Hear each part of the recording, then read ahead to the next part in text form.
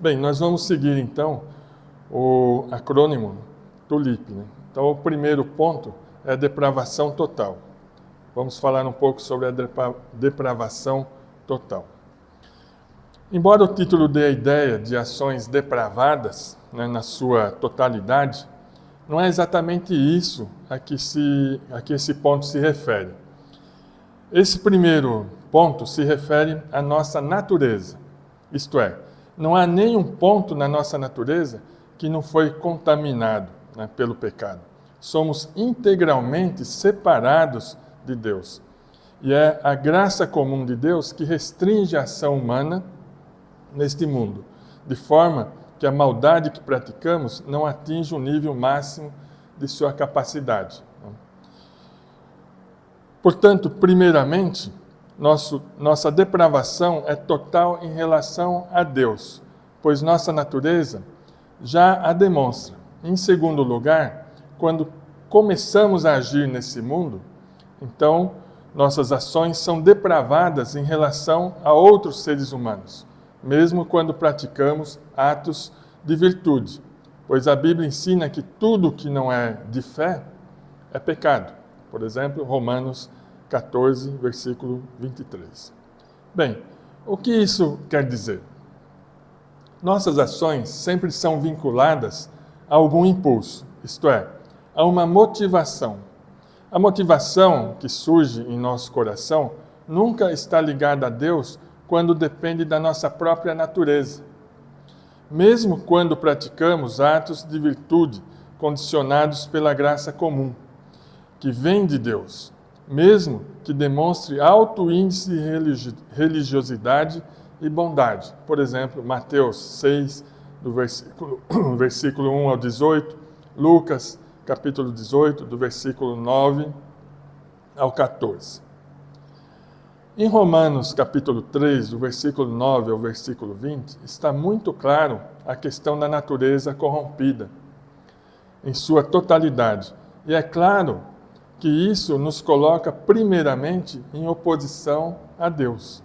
Por isso, toda ação diante de Deus e dos homens, né, mesmo que sejam ações de virtude, né, só fazendo um parênteses aqui, às vezes, né, mesmo dentro de um ambiente, né, onde existe somente crentes, nós dizemos que aquela pessoa é muito boa, pratica atos, né, bons, mas não é crente, é um ímpio.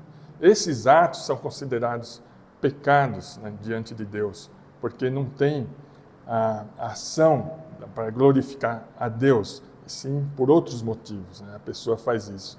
Então isso está relacionado à nossa depravação total e ao pecado, né, que age em toda categoria, enfim, toda situação humana, toda natureza humana.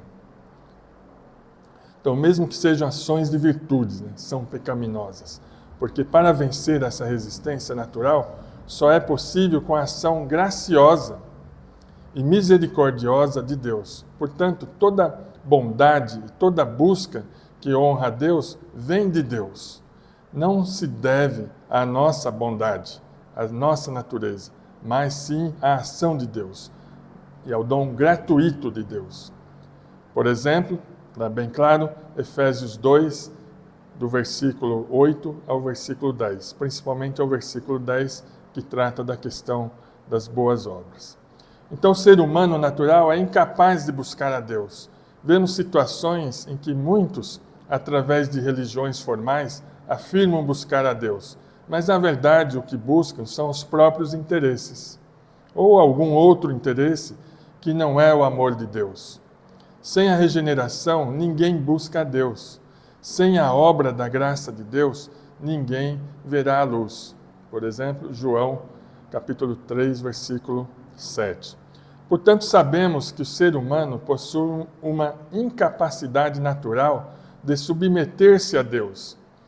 E todas as ações que praticam, mesmo aquelas dotadas de alguma virtude, por mais correto que pareçam aos nossos olhos, não agradam a Deus, e é fruto da graça comum de Deus que opera em toda a criação. Por isso, não há escape para a ira de Deus sobre nós. Não temos como escapar da punição eterna estabelecida sobre nós em sua justiça. Vários versículos declaram que Deus é justo quando condena o incrédulo ao castigo eterno.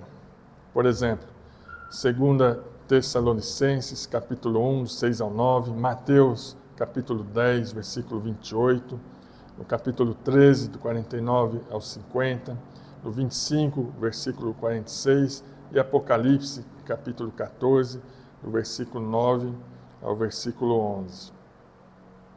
A única ação que muda essa sentença de justiça sobre a ira de Deus é a graça salvadora de Deus. E nós não temos mérito nenhum, não tem como conquistar a salvação pelas nossas próprias obras. Então a conclusão desse primeiro ponto deve deixar o incrédulo muito preocupado. Não há outra conclusão possível se não entendermos que Deus é soberano. Primeiro livro de Samuel, capítulo 2, versículo 6. E possui uma justiça que será aplicada sobre aqueles em que sua ira está direcionada. E que o único meio de praticarmos algum bem diante de Deus é através de sua graça salvadora, justificada na obra de seu amado Filho, Jesus Cristo. A forma como adoramos a Deus, como nos relacionamos com o mundo diante dos incrédulos e dos irmãos em Cristo, é profundamente afetada quando conhecemos a nossa situação de depravação total.